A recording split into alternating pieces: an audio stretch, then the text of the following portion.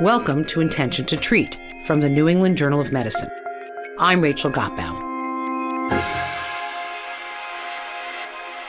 Today we begin a special two-part series of Intention to Treat about the man many call America's doctor, Anthony Fauci.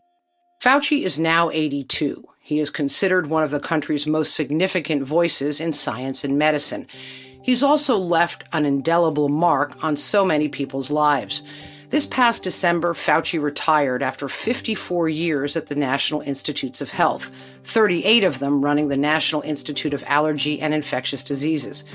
Fauci has worked under 7 U.S. presidents, advising them on health threats ranging from SARS and Ebola to HIV and COVID-19.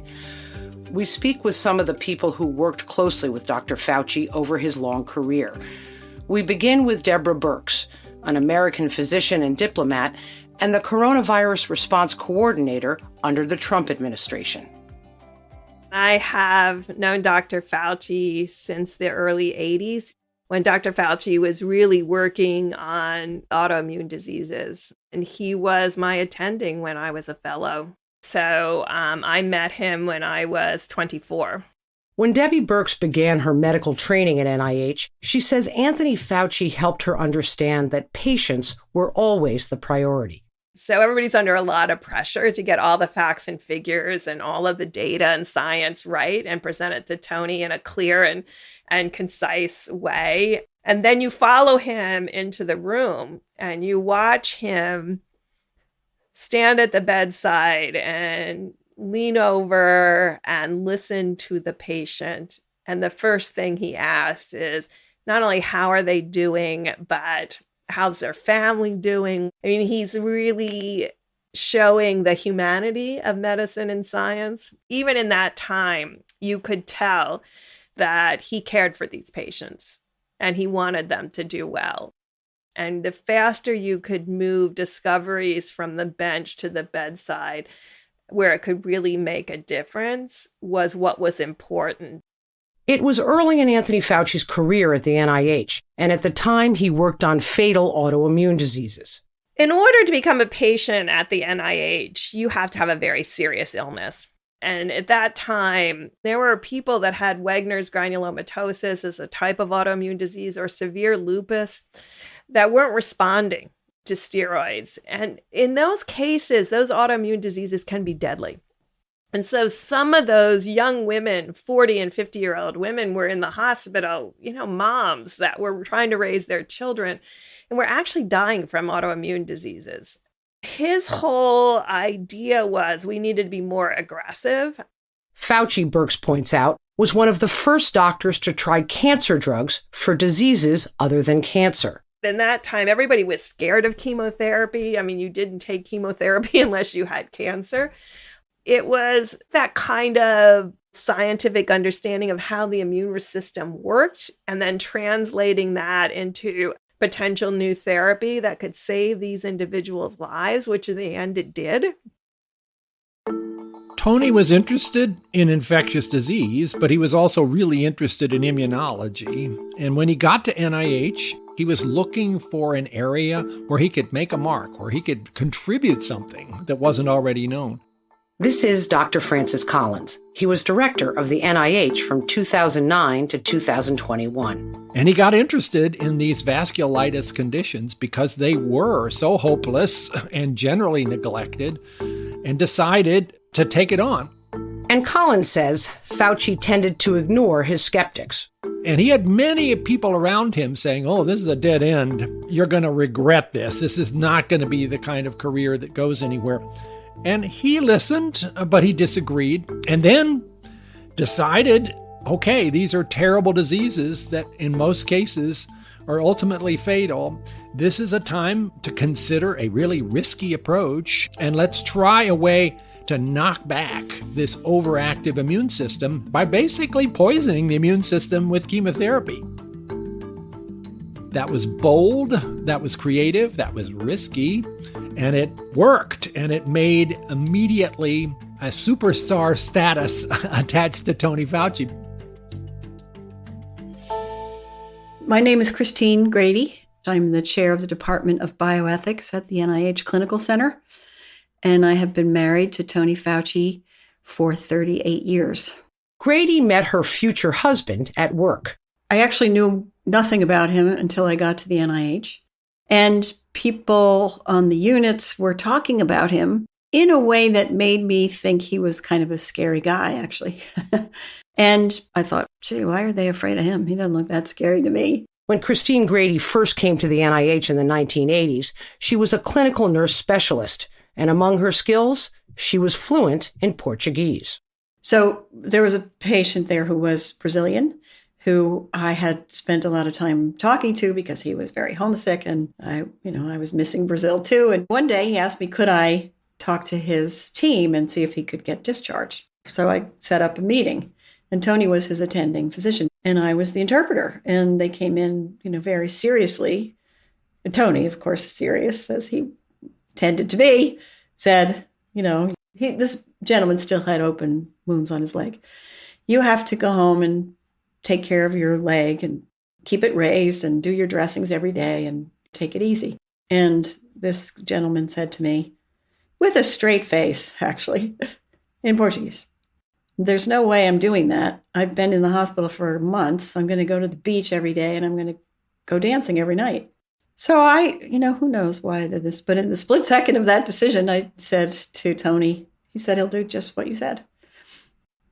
And they did send him home. The next day, Tony came to me on rounds and said, I'd like to see you in my office. So I thought that he found out what had happened and he was going to fire me. But he didn't. He asked me out to dinner. And so we went out to dinner. Grady worked closely with Fauci and helped him care for his very sick patients. He had a number of patients that he was admitting with this new disease that everybody was very afraid of. I guess it was called AIDS in 1983, but not HIV yet. It was really challenging, especially because most of the patients that we saw there were, at the sort of prime of their life.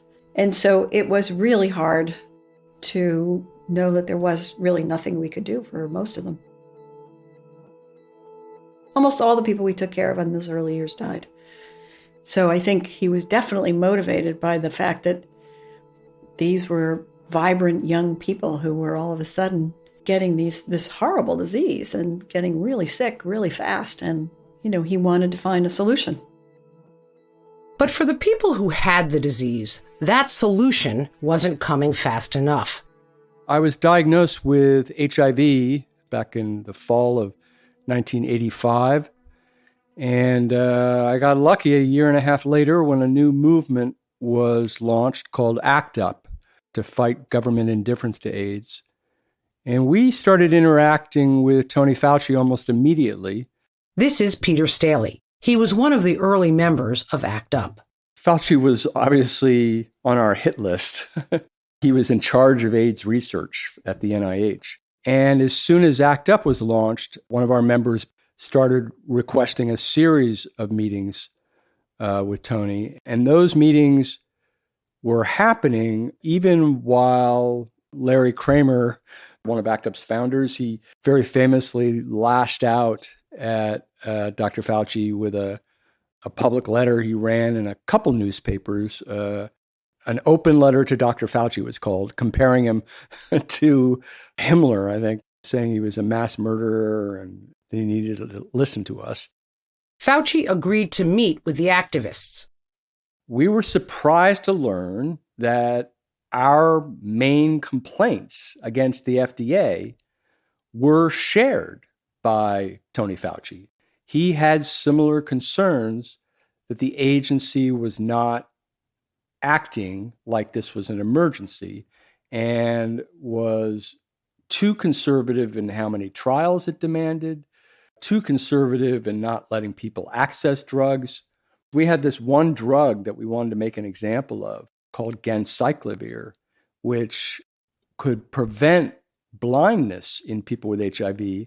And the FDA was demanding yet another layer of clinical trials before it would approve it. And they were demanding that Tony run that trial. And he was like, no, we know this works. We've done enough trials. So he was in agreement with us. And he said, well, if you want to put pressure on them, there's this new commission that Vice President Bush has launched to look at regulations. And you should go protest the FDA at that commission. And we did. With pressure from both the activists and from Anthony Fauci, the FDA changed course.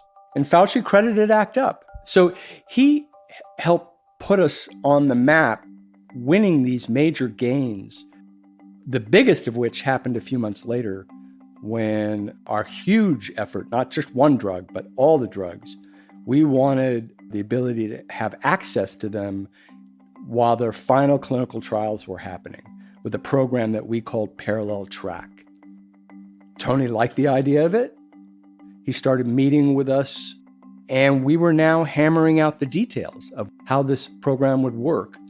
And then again, within a few days, front page, New York Times, center column, above the fold, U.S. government AIDS researcher endorses early access to AIDS drugs. And it was Fauci pushing the FDA to do this, and they caved. So within a year, we had won everything we wanted from the FDA, and Fauci helped us. Fauci and the activists started to meet regularly. The guy is just extraordinarily personable. You enter a room with him, and you know he's this like highly respected infectious disease and immunologist expert. And you expect to be talked down to. You expect him to start talking in a language that you only half understand. But he doesn't do that. He's very comfortable with people, trying to find the humanity in each of us and to relate. I called it early on, I called it the full Fauci. You got the full Fauci, this Brooklyn accent, this friendliness. You're not being talked down to. But obviously, the guy is in charge. He knows his science backwards and forwards. So we had to basically push back against the fact that we were falling for the guy right away, because we didn't want to be co-opted, because we had all been wowed by the full Fauci. There would be 3 of us against him or 4 of us against him. And we would plan these meetings incredibly carefully. So we started having these incredible historical dinners, and there would be multiple bottles of wine, and we'd have a list of things that we'd try to pry out of him. We'd start outlining our demands. And so I think our second dinner, I was put in charge of breaking some bad news to Tony. And it was near the end of the dinner, and I said, we've got these demands. We've been talking to you about them for a few months now. You keep saying I'm working on them, but we've seen no results. So we're going to demonstrate at the NIH on the campus, and we're going to surround your building.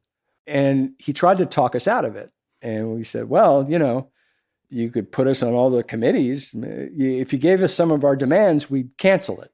And that didn't happen. Soon after that dinner, Staley and hundreds of other AIDS activists surrounded Fauci's office building at the NIH. I managed to get myself over the front portico of the front door of Building 31, NIAID's headquarters, past all the police that were underneath it, and to hang a banner over the front door. They weren't going to let me do that, so the cops got up there with me, and it was a very dramatic, kind of scary arrest. They tackled me and eventually lowered me off the portico. And then they were surrounded by 1,000 demonstrators, so they couldn't get me to a police van.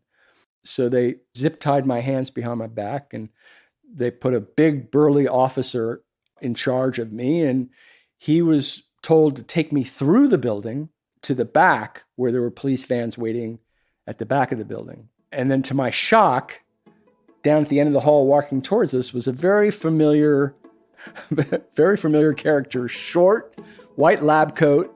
And I realized as he got closer, it was Tony Fauci. And I go, Tony? And he goes, Peter, you all right? And the look the cop gave me, because he knew who Tony Fauci was. And I said, yeah, Tony, I'm fine, just doing my job. How about you? He said, yeah, we're trying to continue our work here. And then I was put into the police van out back. And of course, we had a dinner, months after that. During the 1990s, support for AIDS funding grew, and effective treatments became available. It's a miracle. This is what drew me to infectious disease.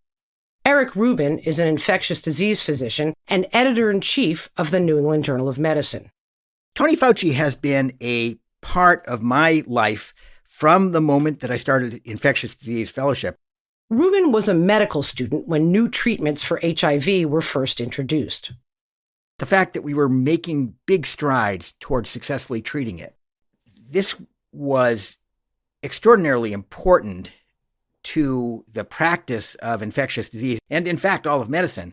We went from a disease where, when I was a fellow, at our first visit, we would set patients up with a social worker to talk about their wills, to a disease that's a chronic, easily treatable disease in the vast majority of patients right now. Why did that happen? Who were the big stars in there? That was Tony. By 2001, millions of Americans were living with HIV because of these new medications. But that was not the case in Africa and other developing countries, where people continued to die every day. At the time, Dr. Wafa El-Sadr was an infectious disease physician at Harlem Hospital. She also worked with AIDS patients in Uganda. And it was a time when really there was no treatment in sub-Saharan Africa. I mean, millions and millions of people were just dying. Communities were just decimated. But there was a belief that investing in Africa was a waste of money.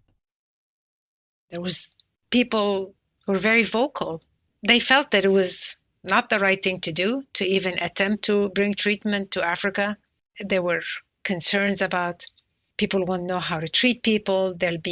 People won't be able to take the medicine. The rampant resistance will develop with this medication. There are no labs. There are no pharmacies. Healthcare workers are not trained. Every single excuse, I call it.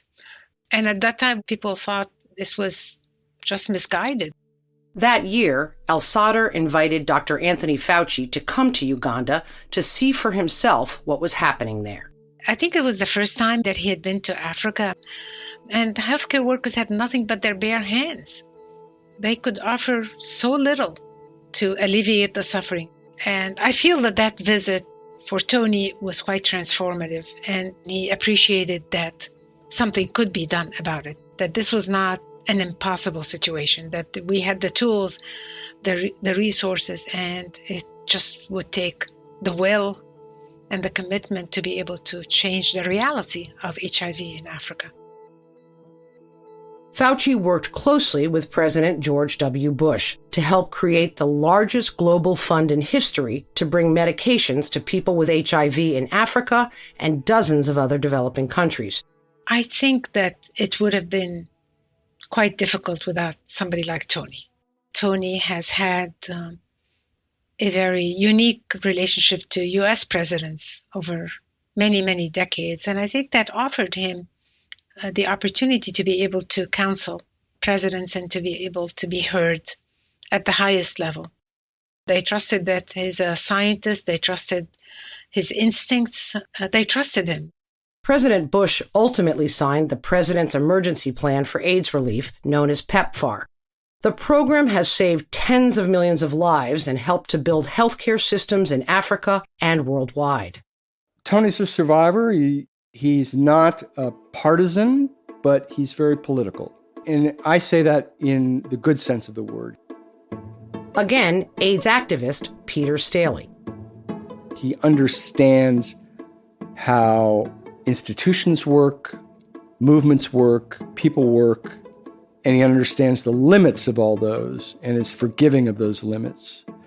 He ended up working closer with Republican presidents than he did with some of the Democrats he served. His two favorite presidents to work for were Bush Sr. and amazingly Bush Jr., who many of us view as prior to Trump, was for us the worst president of our lifetimes. But we all concede that he was probably the best AIDS president of our lifetimes. And that was because of the partnership he developed with Tony Fauci and others to bring AIDS drugs to the rest of the world. HIV was long Fauci's priority, but he also spent time and effort on other neglected diseases. Dr. Eric Rubin of the New England Journal of Medicine runs a tuberculosis lab at Harvard. What many people don't realize is that Tony set the research agenda for all of infectious disease by steering money and steering attention at the NIAID to different diseases. TB is a disease that benefited directly from Tony's interventions. Tony not only helped provide funding for external investigators, but took the big machine of the NIAID and directed it toward the kinds of programs that were important in TB. TB isn't a disease of the U.S. It's an unusual disease here. It's an international disease. And Tony personally was responsible for getting the NIAID active in international sites where the disease was endemic. Fauci's unique political skills proved to be a major boon for his colleagues. Dr. Fauci Collins first came to the NIH to run the Genome Project. In 1999, there was a push in Congress to privatize the project. A commercial enterprise arose and explicitly suggested to the Congress that they should stop funding the public Genome Project and let the private sector take care of it. It got awkward because there was a lot in the press about which was the right model. There was a lot of pressure on the Congress to take sides. There was this potential existential threat to the Human Genome Project that more than 2,000 people in 6 countries had been invested in and was now potentially going to be eclipsed by a hypothetical commercial enterprise that was going to take the whole thing into becoming a commodity. I suddenly found myself really caught up in some very thorny politics and not quite sure how best to proceed. I was strongly urged, go talk to Tony Fauci. If you don't know what to do in a complicated political situation, he's the best guy we've got. Go talk to him. So that's what Collins did. It was the first time he had ever met with Anthony Fauci. I learned from Tony the importance of clear communication, getting your point across, and not getting rattled and not getting defensive and not in any way giving in to the temptation to throw stones or demonize the person who's coming after you, because that never gets you where you want to go. All of that helped me become, I think, a better leader. And when it turned out that the Genome Project actually succeeded quite nicely, my visibility went up as a result of that. And I felt I was prepared for whatever came next. And Tony helped me a lot. Later on, when Collins became director of the NIH, he and Fauci worked together on many public health threats. It was in late 2019, when COVID emerged, that they would begin their most intensive collaboration. Well, we were all under incredibly intense pressure for the entire course of COVID. Tony, of course, was the spokesperson of first choice when it came to expertise on infectious disease. He had been that for HIV. He'd been that for SARS and MERS and Ebola and Zika. But being in the public role during the pandemic put Anthony Fauci at great risk. He was also the face and the voice that people who didn't like what was happening began to demonize. And if their bubble was one that was feeding information that was discordant with what Tony was saying, they decided he had to be not just wrong, but he had to be evil.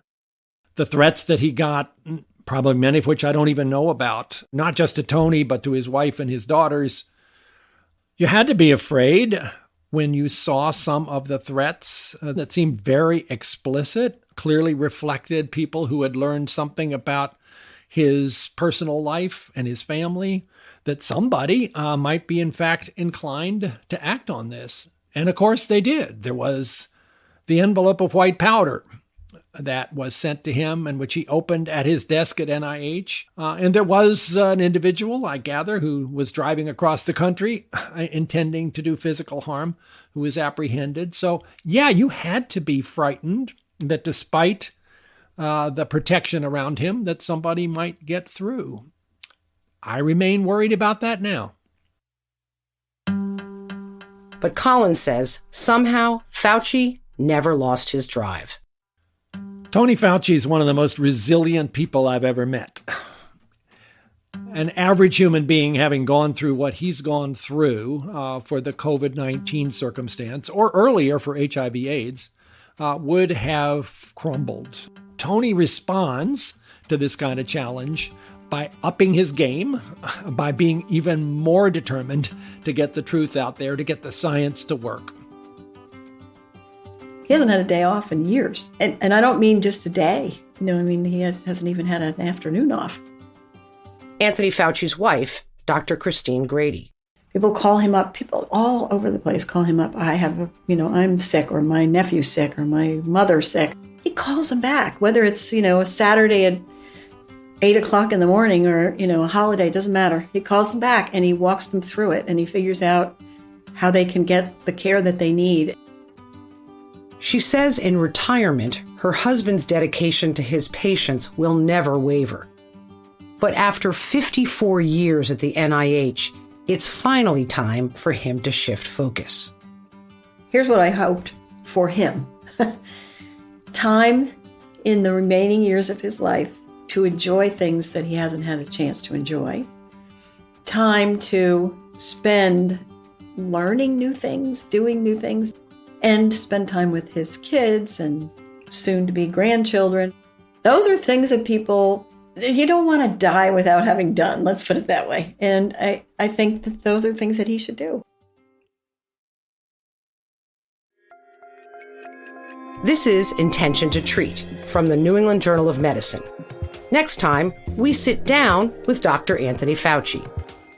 My father was a pharmacist. Back then, pharmacies were sort of the neighborhood doctor's office. They were referred to as doc. And people who either didn't have a doctor or who couldn't afford to a doctor would come in and talk to my father about everything from family problems to psychological issues. And I could see the effect that he had on them because he cared. So he was kind of like the triage family doc of the neighborhood. And that to me is just cemented it in me that I wanted to be a physician. That's next time on Intention to Treat from the New England Journal of Medicine. I'm Rachel Gottbaum.